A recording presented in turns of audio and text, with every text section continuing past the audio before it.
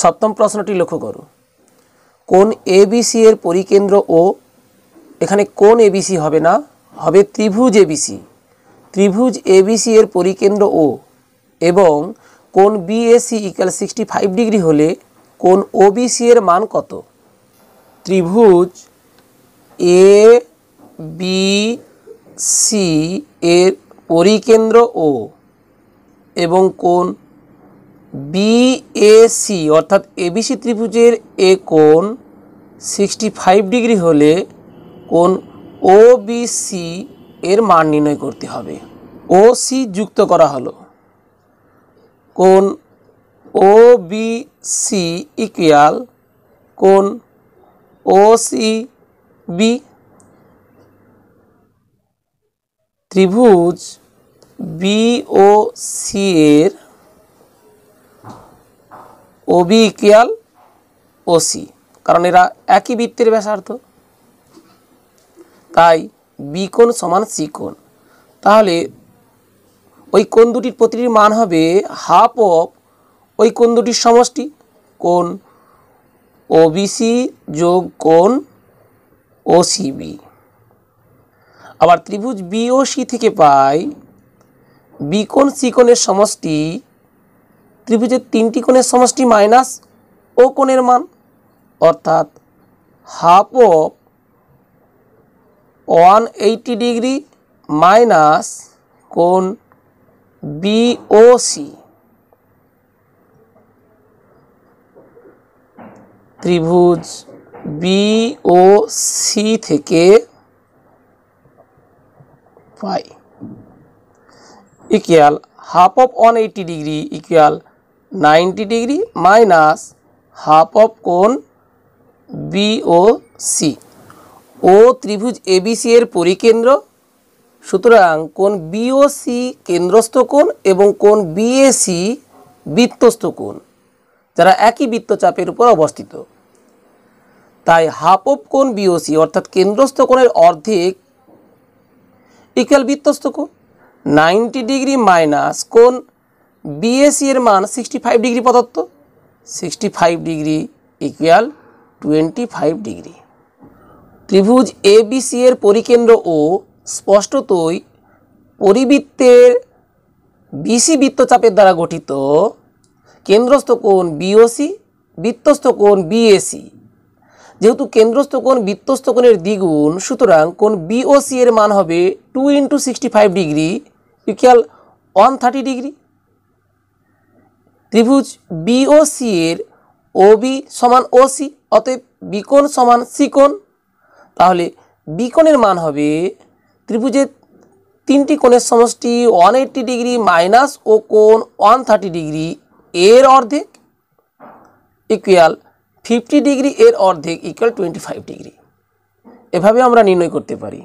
অষ্টম প্রশ্নটি লক্ষ্য করো, একটি ত্রিভুজের পরিবৃত্তের কেন্দ্র হারিয়ে গেছে, তুমি সেটাকে কিভাবে পুনরুদ্ধার করবে?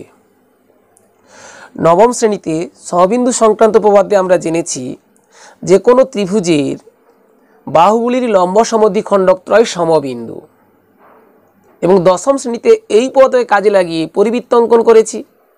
তাহলে যে কোনো ত্রিভুজের যে কোনো দুটি বাহুর লম্ব সমদ্বিখণ্ডক দ্বয় একটি নির্দিষ্ট বিন্দুতে মিলিত হয় এবং তৃতীয় বাহুটির লম্ব সমদ্বিখণ্ডক ওই বিন্দুগামী হয়। ওই নির্দিষ্ট বিন্দু থেকে ত্রিভুজের শীর্ষবিন্দু ত্রয়ের দূরত্ব সমান হয়।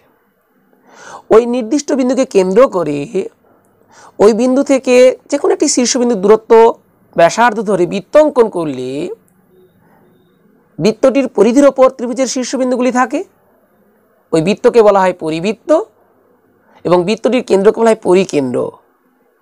তাহলে কোনো ত্রিভুজের পরিকেন্দ্র হারিয়ে গেলে আমরা ওই ত্রিভুজের যে কোনো দুটি বাহুর লম্ব সমদ্বিখণ্ডক অঙ্কন করব, যারা নির্দিষ্ট একটি বিন্দুতে মিলিত হবে। ওই বিন্দুটি ত্রিভুজটির পরিকেন্দ্র। এভাবে আমরা ত্রিভুজটির পরিকেন্দ্র পুনরুদ্ধার করতে পারব। এবিটিএ টেস্ট পেপারসে যে উত্তর দেওয়া হয়েছে লক্ষ্য করো, ত্রিভুজের যে কোনো দুটি বাহুকে সমদ্বিখণ্ডিত করলে ওই সমদ্বিখণ্ডক দ্বয় একটি নির্দিষ্ট বিন্দুতে ছেদ করে এবং ওই ছেদবিন্দুটি হইল ত্রিভুজটির পরিবৃত্তের কেন্দ্র। এখানে সামান্য ভুল রয়েছে।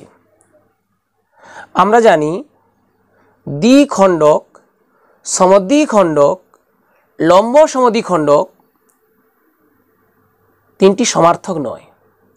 দ্বিখণ্ডক অর্থাৎ যা দুই ভাগে ভাগ করে, কম বেশি হতে পারে।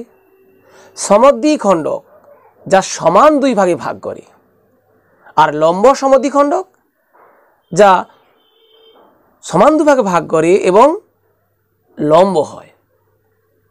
তাহলে সকল দ্বিখণ্ডক সমদ্বিখণ্ডক নয়, সকল সমদ্বিখণ্ডক লম্ব সমদ্বিখণ্ডক নয়, কিন্তু সকল লম্ব সমদ্বিখণ্ডক সমদ্বিখণ্ডক, সকল সমদ্বিখণ্ডক দ্বিখণ্ডক। ধরি ABC ত্রিভুজের AB বাহুর লম্ব সমদ্বিখণ্ডক PQ এবং BC বাহুর লম্ব সমদ্বিখণ্ডক RS, যারা পরস্পরকে O বিন্দুতে ছেদ করে। স্পষ্টতই এক্ষেত্রে O বিন্দু হবে ABC ত্রিভুজের পরিবৃত্তের কেন্দ্র বা পরিকেন্দ্র। এখন BC এর লম্ব সমদ্বিখণ্ডক RS, ধরি BC কে M বিন্দুতে ছেদ করে। M বিন্দুগামী অসংখ্য সরলরেখা আছে যারা BC এর ওপর লম্ব হবে না, কিন্তু তারা সমদ্বিখণ্ডক হবে। ত্রিভুজের বাহুগুলির লম্ব সমদ্বিখণ্ডক ত্রয় ও বিন্দুতে মিলিত হবে। সকল সমদ্বিখণ্ডকগুলি ও বিন্দুতে মিলিত হবে না। তাই এক্ষেত্রে সমদ্বিখণ্ডক শব্দের পূর্বে লম্ব এই শব্দটি যোগ করতে হবে। অর্থাৎ উত্তরটি হবে ত্রিভুজের যে কোনো দুটি বাহুকে লম্ব সমদ্বিখণ্ডিত করলে ওই লম্ব সমদ্বিখণ্ডক দ্বয় একটি নির্দিষ্ট বিন্দুতে ছেদ করে এবং ওই ছেদ বিন্দুটি হইল ত্রিভুজটির পরিবৃত্তের কেন্দ্র। পরের প্রশ্নটি লক্ষ্য করো। ABCD বৃত্তস্থ চতুর্ভুজের AB বাহুকে X বিন্দু পর্যন্ত বর্ধিত করায় কোণ XBC = 82 ডিগ্রি এবং কোণ ADB = 47 ডিগ্রি উৎপন্ন হয়। কোণ BAC এর মান নির্ণয় করো। ABCD বৃত্তস্থ চতুর্ভুজের AB বাহুকে X বিন্দু পর্যন্ত বর্ধিত করায় কোণ XBC = 82 ডিগ্রি এবং কোণ ADB = 47 ডিগ্রি উৎপন্ন হয়। এখন কোণ BAC এর মান নির্ণয় করতে হবে। স্পষ্টতই প্রথমে AC সংযোগ করে নিতে হবে। লক্ষ্য করো, কোণ BAC = কোণ BDC, কারণ BC বৃত্তচাপের দ্বারা গঠিত সম্মুখ বৃত্তস্থ কোণ BAC এবং কোণ BDC। আমরা জানি একই বৃত্তাংশস্থ সকল বৃত্তস্থ কোণের মান সমান, তাই এক্ষেত্রে কোণ BAC সমান কোণ BDC। কোণ BDC অর্থাৎ এই কোণটি ABCD বৃত্তস্থ চতুর্ভুজের দ্বিকোণের একটা অংশ। তাহলে কোণ BDC হবে কোণ ADC মাইনাস কোণ ADB ইকুয়াল, যেহেতু ABCD বৃত্তস্থ চতুর্ভুজ, আমরা জানি বৃত্তস্থ চতুর্ভুজের বিপরীত কোণগুলি সম্পূরক।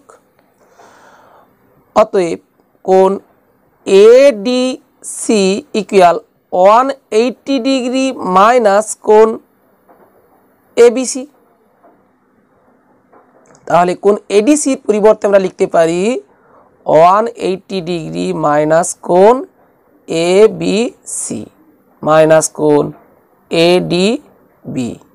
AX রেখাংশের B বিন্দুতে BC দণ্ডায়মান, সুতরাং উৎপন্ন সন্নিহিত কোণ দুটির সমষ্টি 180 ডিগ্রি। তাহলে 180 ডিগ্রি মাইনাস কোণ ABC আসলে কোণ XBC এর সমান। কোণ XBC মাইনাস কোণ ADB অর্থাৎ কোণ ADC ইকুয়াল 180 ডিগ্রি মাইনাস কোণ ABC, 180 ডিগ্রি মাইনাস কোণ ABC সমান কোণ XBC। কোণ XBC এর মান 82 ডিগ্রি প্রদত্ত এবং কোণ ADB এর মান 47 ডিগ্রি প্রদত্ত। 82 degree minus 47 degree equal 35 degree. দশম প্রশ্নটি লক্ষ্য করো, একটি ঘনকের কর্ণ 8√3 একক হলে উহার সমগ্র তলে ক্ষেত্রফল নির্ণয় করো। মনে করি ঘনকের প্রতিটি ধারের দৈর্ঘ্য a একক, অতএব কর্ণের দৈর্ঘ্য a√3 একক। প্রশ্নানুসারে a√3 ইকুয়াল 8√3, অতএব a ইকুয়াল 8, অর্থাৎ ঘনকটির প্রতিটি ধারের দৈর্ঘ্য 8 একক, অতএব উহার সমগ্র তলের ক্ষেত্রফল ইকুয়াল 6 ইন্টু এর মান এখানে 8 স্কয়ার বর্গ একক ইকুয়াল 6 ইন্টু 64 বর্গ একক, 384 বর্গ একক। পরের প্রশ্নটি লক্ষ্য করো, একটি লম্ববৃত্তাকার শঙ্কুর আয়তন, ভূমির ক্ষেত্রফল ও উচ্চতা যথাক্রমে x, y ও z হলে yz/x এর মান কত? আমরা জানি কোনো লম্ববৃত্তাকার শঙ্কুর আয়তন সমান 1/3 গুণ তার ভূমির ক্ষেত্রফল গুণ উচ্চতা। প্রশ্নানুসারে